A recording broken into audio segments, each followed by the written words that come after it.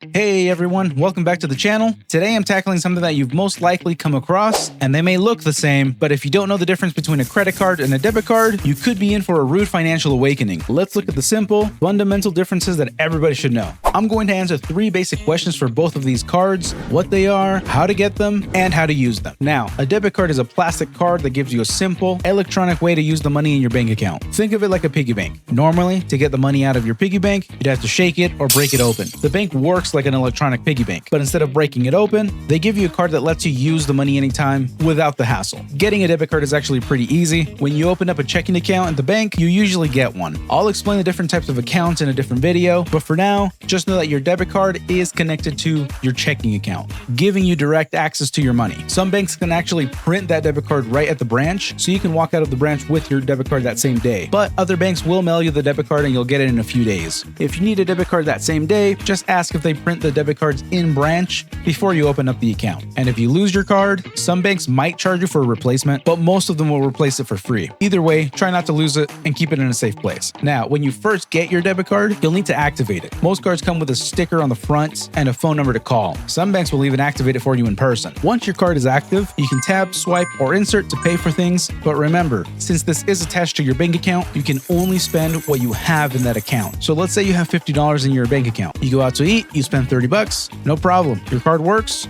and you walk out of the restaurant just fine. Let's say you spend $60 and your account doesn't have enough money in it. Now the transaction is declined.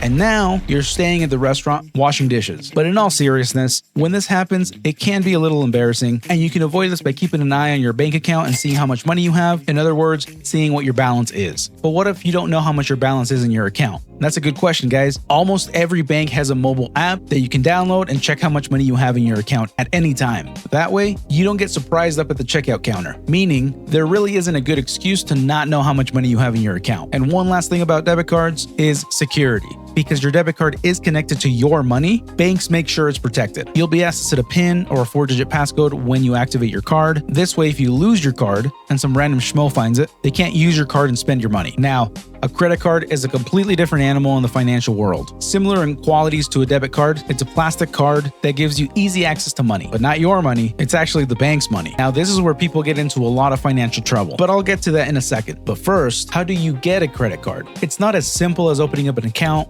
like a debit card, but it's still pretty easy. You can always try to apply online, or you can go in person to a bank to ask more questions. I'm going to skim through a few things here in a second that I'll cover in more detail in a future credit card video. The bank sends a request on your behalf to see if you qualify for a credit card based on your credit score. But for now, we'll say that you qualified for a credit card. Congratulations, you got approved, and you will most likely receive a card in the mail within the next few days. And the same rules apply as the debit card, in which you'll need to activate the card before you use it. Otherwise, all your transactions are going to get denied. The physical use of the credit card is the same as the debit card. You can swipe, tap, insert to make a purchase, but here's the difference. Remember when I said that you use the bank's money when you use the credit card? Well, you're borrowing money every time you use it. You can think of it as getting a small loan every time. And like all loans or all money borrowed, you'll eventually need to pay it back.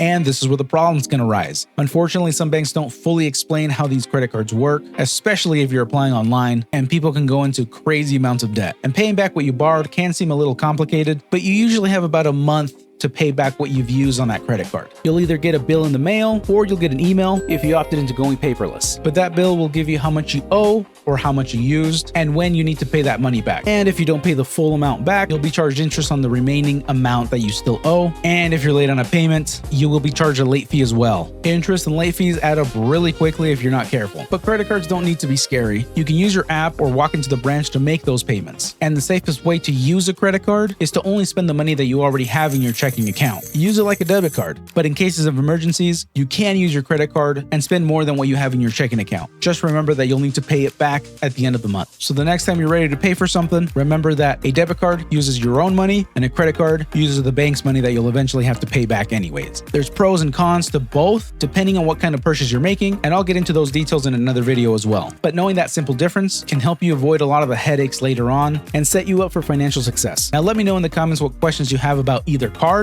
and what other topics you would like me to cover. If you found this helpful, and even if you have more questions, hit that subscribe button so you don't miss a future video when I talk about credit scores, card payments, or other topics that you might have questions on. Thank you for watching, and I'll see you on the next video.